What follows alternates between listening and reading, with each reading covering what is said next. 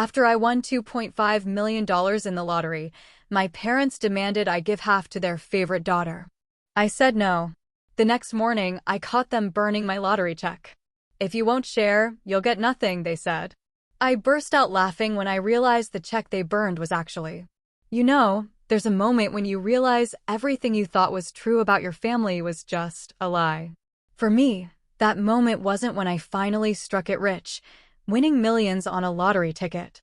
No, it was walking into my own apartment and finding my mom, her face twisted in a smug, victorious smirk, burning what she thought was my winning check. And my dad? He just stood there, cold as ice, declaring, "If you won't share, you won't get a penny." Can you even imagine? But here's the kicker. Their smug faces completely melted into shock when I burst out laughing. Want to know why? Get comfortable, because this family drama has a twist they absolutely never saw coming. My childhood? Well, let's just say it was anything but a sitcom. More like a deeply unfair reality show. From the moment my sister, Brooke, was born when I was 6, it was crystal clear who the star of the show was. While some parents try to hide their favorites, mine never bothered. Brooke wanted dance lessons? They found the money, no questions asked. I needed a graphing calculator for advanced math? I was working extra shifts at the grocery store. Brooke's crayon drawings were practically museum pieces, displayed prominently throughout the house. My academic achievements, like earning straight A's, met with a casual nod and a quick, "That's nice, Mackenzie, but did you see what Brooke made today?" Don't get me wrong, they weren't monsters. They provided the basics and occasionally showed some interest in my life. But that constant, undeniable imbalance? It ate at me. As we grew up, the pattern just kept repeating. Brooke dropped out of college to find herself, and my parents happily funded her through 3 different majors and 5 career changes. Meanwhile, I worked my way through school, snagged a scholarship, and still graduated with a mountain of student loan debt.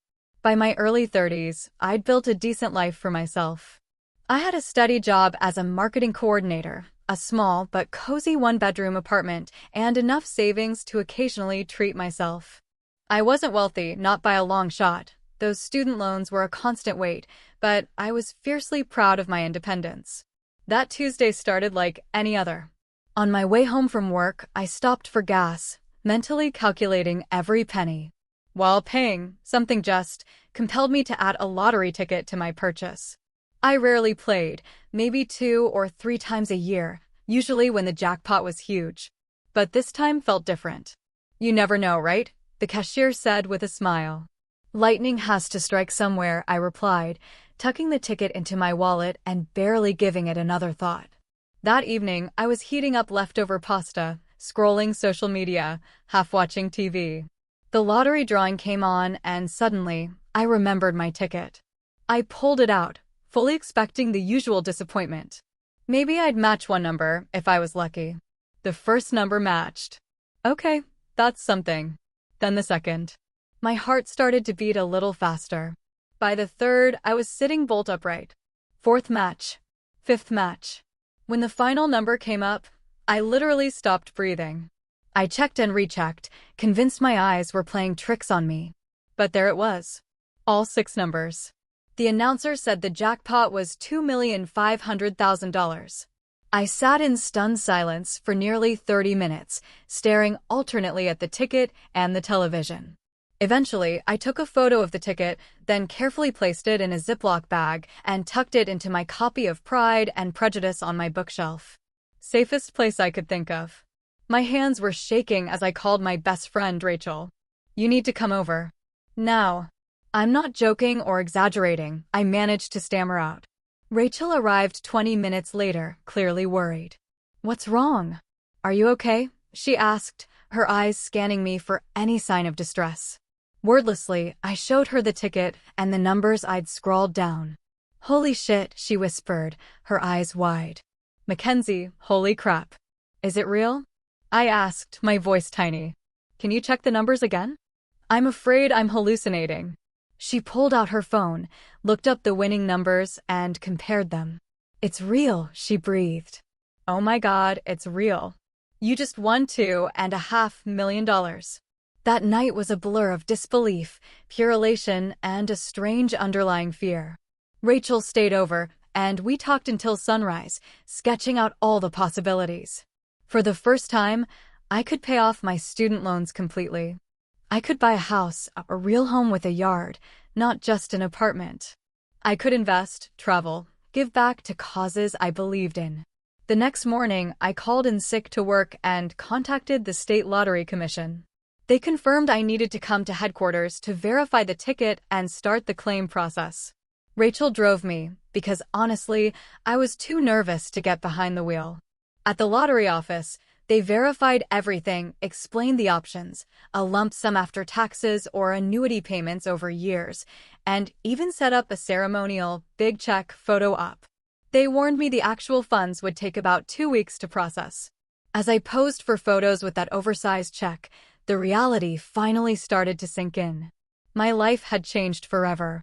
But I had no idea how dramatically it would test my relationships, revealing truths about my family I'd always suspected but never wanted to confirm. With the initial verification done, I returned home with a folder full of paperwork, a novelty check for my records, and a head spinning with possibilities. The lottery officials had strongly advised keeping my windfall private until the funds were secure. Winners often find themselves besieged by long-lost relatives, investment opportunities, and charity cases, the representative had warned. Consider carefully who you tell and when. I knew she was right, but a strange obligation tugged at me to tell my family. Despite our complicated history, they were still my parents. And despite the favoritism, Brooke was still my sister. A part of me, a part I'm not proud of, also wanted them to finally see me, to acknowledge my success in this unexpected way. After a few days of deliberating, I decided to share my news during our monthly Sunday dinner at my parents' house. I arrived early, helping my mom prepare the meal while mentally rehearsing how I'd break it to them. "You seem different today," my mom observed, eyeing me as she chopped vegetables. "Did something happen at work?" "You could say something happened," I replied, unable to suppress a small smile. "But let's wait until everyone's here." My dad joined us, asking about my apartment's persistent plumbing issues, problems I would soon be able to leave behind forever. When we finally sat down to eat, I took a deep breath. "I have some news," I began, my heart pounding. "Something pretty incredible happened last week. I won the lottery." My parents stared at me in disbelief. "The lottery?" my dad repeated. "Like $20? "No," I said, my voice steadier than I expected. "The state lottery." I matched all 6 numbers. It's $2.5 million. The silence that followed was profound. Then, both my parents erupted in exclamations of shock and congratulations. My mom actually got up to hug me, something that rarely happened. "Oh my goodness, Mackenzie. This is unbelievable," she exclaimed. "Wait until Brooke hears this." And there it was. Not even a full minute of celebration before my sister was mentioned. As if on cue, the front door opened and Brooke swept in, fashionably late as usual. "Sorry I'm late, traffic was awful." What did I miss? My mom practically tripped over herself, rushing to deliver the news. Mackenzie won the lottery. $2.5 million. Brooke's expression shifted rapidly, from surprise to excitement to something more calculating. She hugged me with unusual enthusiasm. "That's amazing, Mac. We're going to have so much fun with this." A knot formed in my stomach at her use of "we." Before I could even respond, my dad chimed in. "This is perfect timing, actually. Brooke, tell your sister about your situation." Brooke, at least, had the decency to look slightly embarrassed. "It's not a big deal, really. I'm just in a bit of a financial bind with the business." The business was her latest venture, an online boutique selling overpriced bohemian clothing, started 6 months prior after she'd abandoned yet another marketing job. I'd already heard from my parents that it wasn't going well. "It's more than a bit of a bind," my father corrected her. "The credit card debt alone is nearly $30,000. And then there's the inventory loan." "Dad, please," Brooke interrupted, shooting him an annoyed look before turning back to me with a practiced smile. "But hey, that's not important right now. This is about your amazing news." Though, I mean, if you were thinking about helping family, I wouldn't say no. I sat there, my food forgotten, processing what was happening. Not a single question about how I felt about winning. No inquiries about my plans or dreams. Just an immediate pivot to how my windfall could solve Brooke's problems. I haven't even received the money yet, I said carefully. There's a whole process, and I need to speak with financial advisors about the best way to, but you will help your sister, of course, my mother interjected, as if it were already decided. Family helps family, and with so much money, you can easily spare enough to clear Brooke's debts and give her business a proper chance. The knot in my stomach tightened. I haven't made any decisions yet. This just happened, and I'm still processing everything. What's there to process? My father asked, his tone shifting from celebratory to something hard. Your sister needs help, and now you can provide it. That's what family does. What about my student loans? I countered. Or the fact that I've been living paycheck to paycheck while trying to build some kind of security for myself.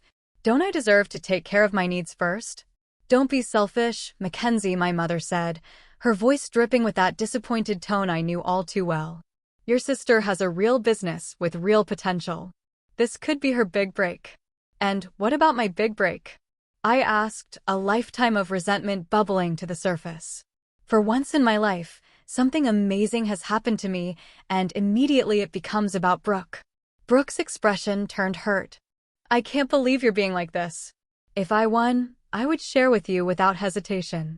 The hypocrisy of that statement was almost laughable. 3 years ago, when Brooke received a $10,000 inheritance from our grandmother, she'd spent it all on a luxury vacation to Bali without so much as offering to take any of us out to dinner. The rest of the meal devolved into a tense conversation, with my parents alternating between guilt trips and thinly veiled demands. By the time I left, the pure joy of my windfall had been thoroughly tarnished. Instead of celebrating, I drove home, fighting back tears of frustration and disappointment. Once home, I poured myself a glass of wine and called Rachel. "Oh, that bad?" she asked after I recounted the dinner disaster. "They didn't even wait 5 minutes before making it about Brooke," I said, my voice breaking. Not a single question about what this means for me, or what I might want to do with my own money. "I'm not surprised, but I'm still sorry," Rachel replied gently. "What are you going to do?" I took a deep breath. Exactly what I planned before dinner. Pay off my debts, secure my future, make smart decisions. And apparently, set some very firm boundaries with my family. Little did I know just how severely those boundaries would be tested. The morning after that disastrous dinner, my phone started ringing at 7:30 a.m. It was my mom. "I've been thinking about our conversation last night," she began without preamble. "I think you were just overwhelmed, which is understandable. But now that you've had time to sleep on it, I'm sure you see how important it is to help your sister." I pinched the bridge of my nose, already feeling a headache forming. "Mom, it's not even 8, and I'm getting ready for work. Can we talk about this later?" "What's there to talk about? This is what family does, Mackenzie. Your father and I have always taught you girls to support each other." The irony of that statement was not lost on me. "I need to go. We'll discuss this another time." Before she could respond, I ended the call and silenced my phone. I needed space to think clearly, without the constant pressure. At work, I met with my supervisor, vaguely mentioning I might need some personal time in the coming weeks to deal with a family situation. I wasn't ready to disclose my win to my workplace, especially since the funds hadn't been transferred yet. During my lunch break, I checked my phone to find 3 missed calls from my mom, 2 from my dad, and a text from Brooke. "Hey sis, just wanted to say I totally understand you needing time to process everything. No pressure, but when you're ready to talk, I have some spreadsheets showing exactly how much I need to clear my debts and get the business profitable. Love you." Red heart, I closed the message without responding. That afternoon, I contacted a financial advisor recommended by the Lottery Commission, someone experienced with sudden wealth. We scheduled an appointment for the following day. That evening, the calls continued. My father's voicemail was particularly pointed. "Mackenzie, your mother is very upset by your behavior. We raised you better than this. Call us back immediately so we can discuss how you're going to help your sister." I didn't return the calls. Instead, I researched financial planning for lottery winners and made notes of questions for my appointment. The next morning, my financial advisor, Miss Thornton, walked me through the realities of my winnings. After taxes, the lump sum would be closer to $1.4 million. Still life-changing, but not the full $2.5 million advertised. The first priority should be establishing an emergency fund and paying off high-interest debts, she advised. Then we can discuss diversified investments for long-term growth and security. When I mentioned my family's expectations, she frowned. Unfortunately, this is very common with lottery winners. I always advise my clients to establish clear boundaries early. Any gifts to family should be carefully considered and formally documented to avoid ongoing expectations. I left her office with a preliminary financial plan and a stronger resolve to protect my newfound security. But my family wasn't making it easy. That evening, I received a group text from my mother, including both my father and Brooke. We're all getting together tomorrow evening at 7 to discuss the family financial plan now that Mackenzie has come into this blessing. Mackenzie, please bring whatever paperwork you have so far so we can understand the timeline. I stared at the message in disbelief. The audacity of scheduling a family financial plan meeting without even consulting me was staggering. I replied simply, I won't be attending. My financial decisions are my own to make. The response was immediate and heated. My father called, and when I didn't answer, he left a voicemail. Your behavior is completely unacceptable. After everything we've done for you, this is how you repay us? By turning your back on your own sister when she needs help? I'm extremely disappointed in you. The barrage continued through the next day. Brooke tried a different approach, sending a long, emotional text about how her business was her dream and how with just a small portion of my winnings, she could make it successful and pay me back someday. Meanwhile, I returned to the lottery commission to finalize my decision to take the lump sum payment. I participated in the official big check ceremony for their press materials, holding the oversized novelty check while cameras flashed. The lottery officials again reminded me that the actual funds would be processed within 2 weeks. After the ceremony, I stopped by a secure post office box I had rented and deposited the ceremonial check along with copies of all my lottery documentation. The originals were stored in a safe deposit box at my bank. I was taking no chances with these important papers. When I arrived home that evening, my heart sank. My parents and Brooke were sitting in their car outside my apartment building. My stomach dropped as I parked and reluctantly approached them. We need to talk, my father said firmly. Since you wouldn't come to us, we've come to you. I glanced around the parking lot, acutely aware this was not a conversation I wanted to have in public. Fine, I sighed, but I have nothing new to say. Once inside my small apartment, the tension was palpable. My mother immediately began examining the space with thinly veiled disapproval, while my father positioned himself commandingly in the center of the living room. Brooke perched on the edge of my couch, looking uncomfortable but determined. This has gone on long enough, my father began.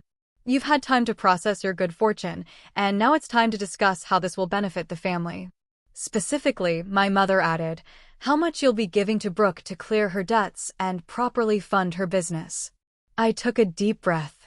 I've thought about this a lot, and I've decided that I need to secure my own future first.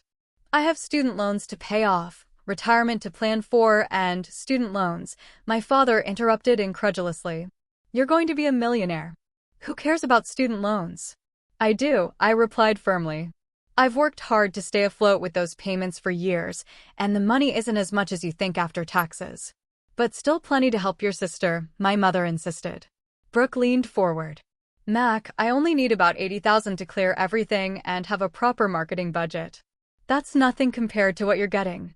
$80,000 is not nothing, I countered. And what happens when that runs out? Will you need another infusion of cash in 6 months? That won't happen, Brooke insisted, though her eyes slid away from mine.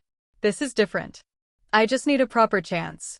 Like the proper chance you had with graphic design, or interior decorating, or becoming a yoga instructor. I couldn't keep the bitterness from my voice. Each time Mom and Dad supported you financially, and each time you abandoned it when it got difficult. That's enough, my father said sharply. Your sister is trying to build something of her own. All she needs is adequate capital, which you now have in abundance. This is about family responsibility, Mackenzie. Where was this family responsibility when I was working 2 jobs to pay for college? I asked, years of resentment finally spilling over. Where was it when I needed help with the down payment for a car so I could get to work? You've always had different standards for Brooke and me. That's not true, my mother protested weakly. It is true, and we all know it, I said, my voice trembling slightly. For once in my life, something good has happened to me, and I deserve to enjoy it without guilt or manipulation. The argument continued for over an hour, growing increasingly heated. My parents cycled through guilt, anger, and even attempts at negotiation. What about 40,000 instead? Brooke alternated between playing the victim and making veiled accusations about my character. Finally, emotionally exhausted, I asked them to leave. I've made my decision. I won't be bullied or manipulated into changing my mind. My father's face hardened. If this is your attitude, don't expect to remain part of this family. The words hit like a physical blow, but I stood my ground. If your acceptance is conditional on me giving away my financial security, then maybe that's for the best. After they left, I collapsed onto my couch, emotionally drained, but oddly relieved. I had finally stood up for myself after decades of accepting second-place status in my own family. But I knew this wasn't over. Not by a long shot. I called Rachel and asked if I could stay at her place for a few days. I need some space from my family, and I don't trust them not to show up again. Of course, she said immediately. Pack a bag and come over. Wine will be waiting. As I packed, I had no idea how prophetic my distrust would prove to be.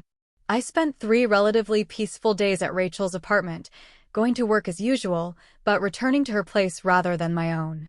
My family continued their campaign of calls and texts, but I responded minimally, usually with simple variations of "my decision is final." On the 4th day, I realized I needed to retrieve some work documents I'd left at my apartment. Rachel offered to go with me, but she had an important meeting she couldn't miss. I'll be fine, I assured her. I'll grab what I need and be out in 10 minutes. I chose my lunch break, thinking my family would be at work or otherwise occupied. As I approached my apartment door, everything seemed normal. I unlocked it and stepped inside, immediately sensing something was wrong. There were voices coming from my living room. I froze, heart pounding, before recognizing my parents' voices. They were in my apartment. For a moment, I considered backing out quietly and calling the police. But anger overrode caution, and I strode into the living room. "What are you doing in my apartment?" I demanded. My mother and father were standing by my coffee table. Between them, in a small metal trash can from my own kitchen, flames were rising from what looked like paper. With a jolt of horror, I realized what was happening. My mother was burning what appeared to be my lottery check. My father turned to me, his expression cold and determined. "If you won't share, you won't get a penny." I rushed forward, but the damage was already done. The paper was mostly ash now, flames consuming what little remained. My mother stepped back, a look of grim satisfaction on her face. "Now we can discuss a fair arrangement," she said. "You'll need to reapply for the prize." I stared at them in shock, my mind racing.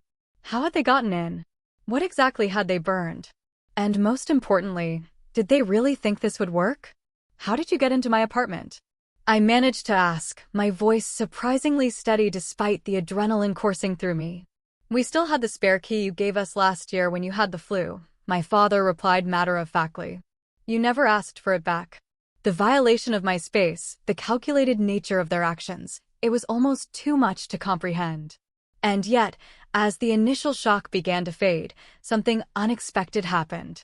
I started to laugh. It began as a small chuckle and quickly grew into full-blown, almost hysterical laughter. My parents exchanged confused glances, clearly unprepared for this reaction. "What's so funny?" my mother demanded. "Do you think this is a joke?" I struggled to compose myself, wiping tears from my eyes. "Actually, yes," I gasped. "This is hilarious." "You've lost your mind," my father said, his confidence wavering slightly. "No," I finally managed, my laughter subsiding, but a smile remaining on my face. "I finally found clarity. Do you really think that's the actual lottery check?" Now it was their turn to look confused. My mother glanced at the smoldering remains in the trash can. What do you mean? We saw the photos online from the lottery commission. You holding the check? That oversized check is a prop for photos, I explained, feeling a strange calm settle over me. It's not the actual payment method. No lottery commission hands out real checks for millions of dollars like that. Their expressions began to shift from confusion to outright uncertainty. The actual payment is being processed electronically, I continued. What you just burned was a commemorative copy I received as a souvenir. It has no monetary value whatsoever. The color drained from my mother's face. My father, always quick to bluster when challenged, shook his head. You're lying. You're just saying that because we destroyed it. In response, I pulled out my phone and opened my email, turning the screen toward them to show a message from the Lottery Commission confirming my electronic funds transfer was being processed. The money will be deposited directly into an account I've set up specifically for this purpose, I said calmly. There was never a real check to burn. The silence that followed was deafening. My parents stood frozen, the reality of their failed manipulation sinking in. Finally, my mother spoke, her voice small and suddenly conciliatory. Mackenzie, we were just trying to break into my apartment and destroy what you thought was my financial security, I finished for her. Yes, I can see that. You're blowing this out of proportion, my father attempted, his authoritative tone returning. We're your parents. We were just trying to bring you to your senses. By committing breaking and entering and attempted destruction of property, I shook my head in disbelief. Do you have any idea how unhinged that sounds? Just then, the front door opened and Brooke walked in, carrying a takeout bag. She stopped short when she saw me. Oh, you're here. She looked nervously between me and our parents. I was just bringing lunch for Mom and Dad while they talked to you. While they trespassed in my apartment and tried to destroy what they thought was my lottery check, I corrected, watching her eyes widen. I didn't know they were going to do that, she protested quickly. They just said they were going to wait for you to come home so we could all talk again. Whether she was telling the truth or not didn't really matter anymore. The fact that any of them thought it was acceptable to enter my home without permission spoke volumes. All of you need to leave now, I said, my voice steady, but there was no mistaking the finality in it. Mackenzie, please, my mother began, her tone shifting to pleading. We made a mistake. We were just so worried about the family being torn apart over money. No, I countered. You are worried about losing access to money you believe you're entitled to. There's a difference. After everything we've done for you, my father started. That's exactly the problem, I interrupted. You've convinced yourselves you've done so much for me, when the reality is I've been largely on my own since I was a teenager. You're not entitled to my lottery winnings, and your actions today have shown me exactly who you are. I moved to the door and held it open. Leave now, or I call the police and report a breaking and entering. Your choice. They gathered their things in stunned silence. As Brooke passed me at the door, she paused. This isn't fair. You're being cruel. No, Brooke, I replied quietly. Cruel is expecting someone to sacrifice their financial security for your series of failed ventures. Cruel is supportive parents who would break into your sister's apartment to destroy her property. You've always been the favorite, and you've used that to your advantage your entire life. That ends today. After they left, I immediately called a locksmith to change my locks and started researching security systems. I also called Rachel to update her. They did what? She exclaimed. That's insane. Are you okay? Strangely, yes, I replied, surveying my apartment. I think this needed to happen. The illusion is gone now. I see them clearly for who they are, and it's actually liberating. That night, I received a flurry of texts from extended family members, aunts, uncles, cousins, all expressing concern about the family rift and urging me to reconsider my harsh stance. Clearly, my parents had been busy spinning their version of events. I didn't bother responding. Instead, I focused on finishing my packing. I had already given notice at my apartment and found a short-term rental in a secure building across town. No one in my family knew the address, and I intended to keep it that way. As I sealed the last box, I felt a weight lifting from my shoulders. The money hadn't even hit my account yet, but I was already experiencing a different kind of wealth, the richness of clarity, and the luxury of finally prioritizing myself. The day after the burning incident, I took a personal day to handle several important matters. First, I met with a lawyer recommended by my financial advisor to discuss the legality of my family's actions and how to protect myself. Breaking and entering is a criminal offense, Miss Patterson, the lawyer, explained. As is destruction of property, even if what they destroyed was ultimately just a souvenir. I don't necessarily want to press charges, I said, still conflicted despite everything. I just want them to leave me alone. A restraining order might be appropriate, then, she suggested. And I'd recommend documenting everything in case their behavior escalates further. Next, I visited the bank where I'd set up the account for my lottery winnings. The bank manager assured me all security measures were in place, including requiring in-person identification for any transactions. We've worked with lottery winners before, she explained. Your account has our highest security protocols. No one can access it without your physical presence and multiple forms of ID. As a final precaution, I contacted the Lottery Commission to alert them to my family's behavior. Unfortunately, this happens more often than you'd think, the representative said sympathetically. Rest assured, we will not discuss your winnings with anyone but you, regardless of their claimed relationship. With these safeguards in place, I returned to my newly secured apartment to finish packing for my move the following day. As I sorted through my belongings, deciding what to take and what to donate, my phone rang. It was a number I didn't recognize. Hello, I answered cautiously. Mackenzie, it's Aunt Helen. My mother's sister had always been a somewhat neutral party in family dynamics, neither encouraging my parents' favoritism nor actively opposing it. Aunt Helen, I responded, my tone guarded. I assume you've heard some version of recent events. I've heard your mother's version, she confirmed. But I've known your mother my entire life, so I can read between the lines. What really happened? Something in her voice, a genuine concern without judgment, prompted me to tell her everything, from the lottery win, to the breaking and entering, to the ceremonial check burning. When I finished, she was silent for a moment. They broke into your apartment and burned what they thought was your check, she finally asked, her voice a mixture of horror and disbelief. Yes, I confirmed. And they seemed to genuinely believe that would somehow force me to share the money with Brooke. Good Lord, she muttered. I knew your mother could be dramatic, but this is criminal behavior. The irony is there was never an actual check to burn, I explained. The lottery doesn't work that way. The giant check from the ceremony is just for publicity photos. The real payment is processed electronically. Aunt Helen gave a short, incredulous laugh. So, they committed a crime for absolutely nothing? Essentially, yes. Despite everything, I found myself smiling at the absurdity of it all. The look on their faces when I explained that to them. I can imagine, she said. Listen, Mackenzie, I'm sorry this happened to you, and I'm sorry that your win has been tainted by all this ugliness. You deserve to enjoy your good fortune without this drama. Her understanding was unexpected and touching. Thank you, Aunt Helen. That means a lot. For what it's worth, she added, your mother has been calling everyone in the family trying to rally support for her side. But after hearing what really happened, I think you'll find most of us are appalled by their behavior. After we hung up, I felt a small measure of relief, knowing that at least some of my extended family understood the reality of the situation. The next day, as professional movers loaded my belongings into their truck, my phone began ringing repeatedly. It was my parents. After the fifth call in 10 minutes, I finally answered. What do you want?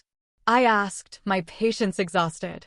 We need to talk, my father said, his tone notably less commanding than usual. Your mother and I have been discussing things, and we realize we may have overreacted. Overreacted? I repeated incredulously. You broke into my apartment and tried to destroy what you thought was my financial security. That's not overreacting, that's criminal. We were upset, my mother chimed in from what must have been speakerphone. We weren't thinking clearly. But we're your parents, Mackenzie. Surely we can move past this misunderstanding. This wasn't a misunderstanding, I corrected her. A misunderstanding is when we miscommunicate about dinner plans. What you did was deliberate and calculated. The point is, my father interjected, we want to apologize and start fresh. Family is more important than money. I agree completely, I replied. Which is why I was so shocked that you were willing to destroy our relationship over money that isn't even yours. There was an uncomfortable silence before my mother spoke again. Brooke is very upset. She feels like you're punishing her for her actions. I sighed, watching as the movers carried out the last of my boxes. I'm not punishing anyone. I'm protecting myself from people who have demonstrated they don't have my best interests at heart. So what now? My father asked. You're just going to cut us off completely? For now, yes, I said firmly. I need time and space. I've arranged for my mail to be forwarded, and I'm moving today. Please don't try to contact me for a while. I'll reach out if I'm ready. You can't just disappear, my mother protested. We're your family. Family doesn't break into each other's homes and destroy their property, I reminded her. I have to go now. As I ended the call, a text came through from Brooke. I know you're angry, but you're being unfair. I had nothing to do with what Mom and Dad did. Call me when you stop being so selfish. The lack of self-awareness was staggering. I blocked her number without responding. That afternoon, as I was settling into my new apartment, a modern one-bedroom in a secure building with a 24-hour doorman, I received an email notification from my bank. The lottery funds had been deposited. It was official. I was now a millionaire. I sat on my new couch, surrounded by half-unpacked boxes, and allowed myself a moment to truly feel the significance of this change in my life. Despite all the family drama, despite the betrayal and hurt, this was still an incredible blessing. My phone buzzed with a text from Rachel. All settled in? How's the new place? It's perfect, I replied. And the money just hit my account. Champagne time, she responded immediately. I'll be there in 30 minutes. We're celebrating properly this time. As I awaited Rachel's arrival, I reflected on how differently everything might have unfolded if my family had simply been happy for me. If they had respected my autonomy and my right to make my own financial decisions. If their love had truly been unconditional. But their actions had revealed important truths, painful ones, yes, but necessary to acknowledge. And perhaps that clarity was its own kind of fortune. When Rachel arrived with champagne and takeout from my favorite restaurant, we toasted not just to my financial windfall, but to new beginnings and true friendship. To boundaries, Rachel said, raising her glass. And to seeing people clearly, I added, clinking my glass against hers. As we ate and talked about my plans for the future, I felt a sense of peace settling over me. The money would change my life in many ways, but the most valuable change had already occurred. I had finally recognized my own worth and stood firm in protecting it.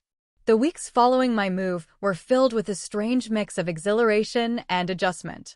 With Miss Thornton's guidance, I systematically addressed my financial priorities. First came my student loans, nearly $68,000 worth of debt that had shadowed me since graduation. Submitting that final payment brought an unexpected emotional release. I actually cried as I clicked the Pay Off Remaining Balance button. Next, I established a robust emergency fund and set up diverse investment accounts designed for long-term growth. I purchased a modest but beautiful 3-bedroom house in a quiet neighborhood with excellent security features. Nothing extravagant or flashy, just a solid, comfortable home that I owned outright, no mortgage hanging over my head. You're being remarkably sensible, Miss Thornton commented during one of our meetings. Most clients in your position immediately buy luxury cars or take lavish vacations. I've waited too long for financial security to risk it now, I explained. Though I did book a 2-week trip to New Zealand for next month, I added with a smile. I'm not completely boring. At work, I gave my notice, explaining to my surprised supervisor that I had come into an unexpected inheritance, a small lie that seemed safer than announcing a lottery win. I agreed to stay on for 6 weeks to properly train my replacement and transition my projects. Through it all, I maintained my distance from my immediate family. They continued their attempts to contact me, sometimes apologetic, sometimes accusatory, but I held firm to my boundaries. I did, however, cautiously reconnect with a few extended family members who had reached out with genuine concern. Aunt Helen and I began meeting for coffee every other week. During one such meeting, she updated me on the family situation. Your parents are telling everyone they're giving you space, she said with a knowing look. But the reality is they're beside themselves that they can't find your new address. Have they shown any real remorse? I asked, though I already knew the answer. She shook her head. They're convinced they were justified in trying to help you see reason. Your mother actually said they did it because they love you too much to let you make such a selfish mistake. I sighed. And Brooke? Well, that's interesting, Aunt Helen said, leaning forward. Her business has officially folded. Apparently, she took out some high-interest loans that she can't repay. I'm sorry to hear that, I said, and was surprised to find I genuinely meant it.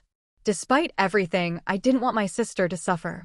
Don't be too sorry, Aunt Helen replied. Your parents refinanced their house to bail her out again. They what? I was genuinely shocked. My parents were in their early 60s and had been planning to retire in the next few years. That's their retirement security. I know, Aunt Helen said grimly. I tried to talk them out of it, but they insisted Brooke had no other options. She could get a job like everyone else, I pointed out. That's what I said. But you know how they are with her. Always the exceptional child who deserves exceptional support. The conversation left me troubled. While I had maintained my boundaries, I didn't wish financial hardship on my parents. I decided to consult with Miss Thornton about potentially setting up a small retirement fund for them. Not now, but perhaps in the future, when emotions had settled. Meanwhile, I was discovering the joy of financial freedom coupled with purpose. With Miss Thornton's help, I established a modest foundation focused on providing financial literacy education to young adults. I partnered with local community colleges to offer workshops on budgeting, understanding credit, and basic investing principles, all the knowledge I had struggled to acquire on my own. I also made anonymous donations to causes I cared about, a shelter for domestic violence survivors, the public library that had been my sanctuary growing up, and a scholarship fund for first-generation college students. These acts of giving brought me more satisfaction than any luxury purchase could have. I wasn't just changing my own life, I was creating ripple effects that might change others' lives, too. Rachel remained my steadfast supporter through all of these transitions. When I confessed my guilt about not helping Brooke despite having the means to do so, she provided a valuable perspective. Your sister doesn't need a bailout. She needs to learn consequences, Rachel pointed out. If you step in now, you're just replacing your parents as her safety net. Nothing will change. I know you're right, I sighed. But I still feel this nagging guilt. That's because you're a good person, Rachel said firmly. But being a good person doesn't mean being a doormat. You can be generous without being exploited. About 3 months after the burning incident, I received an unexpected email from Brooke. Unlike her previous messages, this one seemed more reflective. I've been doing a lot of thinking about everything that happened. I realize now how entitled I must have seemed about your lottery win. The truth is, I was desperate. My business was failing, and I was too proud to admit it. That doesn't excuse my behavior or Mom and Dad's, but I wanted you to know that I understand better now why you reacted the way you did. I miss my sister. I read the email several times, trying to gauge its sincerity. Was this a genuine moment of growth for Brooke, or another manipulation tactic now that her financial situation had deteriorated? After careful consideration, I replied with a brief, but not unkind message. Thank you for your email, Brooke. I appreciate your reflection on what happened. I'm still processing everything and need more time before considering any kind of reconciliation. I hope you're finding your way forward. Her response came quickly. I understand. For what it's worth, I've finally taken a regular job, assistant manager at Riverside Cafe. It's not glamorous, but it's stable. Take all the time you need. I'll be here if you're ready. This small evidence of Brooke taking responsibility for her own financial situation was the first positive sign I'd seen. While I wasn't ready to fully reconnect, it left me open to the possibility that genuine change might be possible eventually. As my new life took shape, I found myself experiencing a profound sense of peace. My days were filled with meaningful work through my foundation, enjoyable hobbies I'd never had time for before, and genuine connections with friends and the extended family members who respected my boundaries. The wealth hadn't changed who I was at my core. I still shopped sales and felt a twinge of guilt when splurging on expensive items, but it had removed the constant background anxiety about money that had been my companion for so long. More importantly, it had catalyzed a necessary transformation in how I viewed myself and my relationships. One evening, as Rachel and I enjoyed dinner on my new patio, she raised her glass in a toast. "To the unexpected silver lining," she said. "Without the lottery, you might never have seen your family so clearly or found the strength to prioritize yourself." I clinked my glass against hers, reflecting on the truth of her words. "Sometimes the greatest gift isn't the money itself," I replied, "but what it reveals about the people around you and about yourself." 1 year after that lottery ticket changed everything, I stood in the doorway of my home office, surveying the space I'd created for myself. Large windows overlooked a garden that was just beginning to bloom with spring flowers. The walls were lined with bookshelves containing volumes I'd always wanted to read but never had time for. My desk, a beautiful antique I'd carefully restored myself, held a laptop and a neat stack of documents related to my foundation's latest financial literacy program. This room, like my new life, was entirely of my own making. Every element reflected my choices, my values, my vision, not those imposed by family expectations or financial limitations. It was a physical manifestation of the internal journey I'd undertaken over the past year. The path to healing hadn't been straightforward. There were days when I questioned my decisions, when the weight of family estrangement felt heavier than the relief of boundaries. There were nights when I dreamed about reconciliation scenarios, waking with a confused mixture of longing and resolve. My therapist, another investment in myself I'd made after the lottery, had helped me navigate these complex emotions. "Healing isn't linear," she often reminded me. "And establishing healthy boundaries with family doesn't mean you've stopped loving them. It means you've started loving yourself." That perspective had been crucial as I cautiously began reconnecting with certain family members. Aunt Helen remained a steady presence, providing updates about my parents and Brooke without pressure or judgment. Through her, I learned that my parents had finally paid off the mortgage thanks to my father postponing retirement and taking on consulting work. Brooke, meanwhile, had maintained her job at the cafe and even received a promotion to manager. According to Aunt Helen, she had also joined a financial management group and was slowly working to repair her credit. These positive developments had eventually led me to accept an invitation to meet Brooke for coffee about 8 months after our estrangement began. We chose a neutral location, a quiet cafe halfway between our respective homes. The initial awkwardness had been palpable as we settled at a corner table, each of us careful with our words. "You look good," Brooke had said, studying me. "Happy?" "I am," I confirmed. "And you?" "Aunt Helen mentioned you're doing well at the cafe." A flash of the old Brooke appeared, a slight grimace at the mention of her service industry job, but it quickly passed. "It's been a learning experience," she admitted. "Not what I envisioned for myself, but I'm good at it, surprisingly." We talked carefully around the edges of the past at first, focusing on present circumstances and neutral topics, but eventually we had to address the elephant in the room. "I'm sorry," Brooke said suddenly, interrupting a safe conversation about a new restaurant in town. "Not just for what happened with Mom and Dad and the check. For everything. For always expecting to be bailed out, for never considering what you might need." The sincerity in her voice caught me off guard. "Thank you," I said simply, giving her space to continue. "When your money didn't materialize to solve my problems, I had to face some hard truths," she continued. "I've never had to deal with consequences before. Mom and Dad always fixed everything, and I let them because it was easier. It's a pattern that started when we were kids," I acknowledged. "It wasn't entirely your fault, but I participated in it," she countered. "And I benefited from it at your expense." "I see that now." That first meeting had ended with a tentative hug and a promise to try again in a few weeks. We'd had several more coffee dates since then, each one a little more comfortable than the last. We weren't best friends. Too much history stood between us for that. But we were finding a new, more balanced way to be sisters. My parents were a more complicated matter. While I'd exchanged a few brief emails with them, I wasn't ready for in-person contact. Their apologies still carried undertones of justification, suggesting they hadn't fully recognized the gravity of their actions or the patterns that led to them. "You'll know when or if you're ready," my therapist had assured me. And it's perfectly acceptable if that time never comes. That permission to prioritize my own well-being without guilt had been transformative. I'd spent so much of my life accommodating others' needs and expectations that establishing firm boundaries felt like learning a foreign language. But with practice, it was becoming more natural.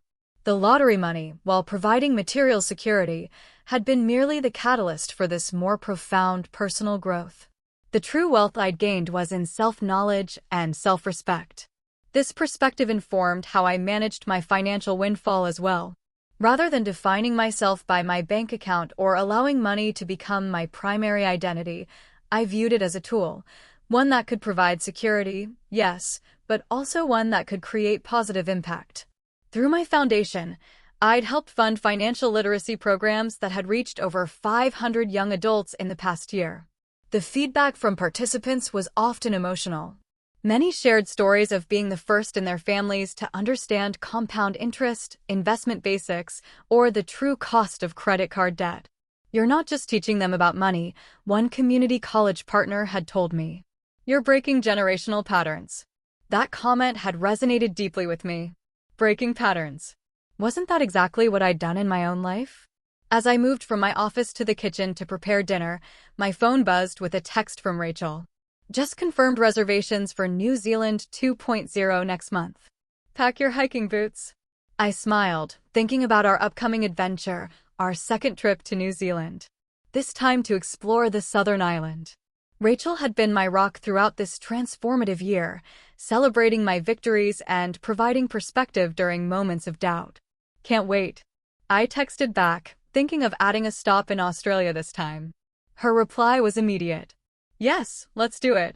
The freedom to make such decisions, to travel, to explore, to expand my horizons, was something I never took for granted. Neither was the autonomy to choose how I spent my time. In addition to managing my foundation, I'd started taking classes in furniture restoration, a hobby I'd always been interested in, but never had time for. My dining room table was currently covered with the components of an antique radio cabinet I was bringing back to life. As I prepared a simple but delicious dinner of salmon and roasted vegetables, I reflected on how my relationship with money had evolved.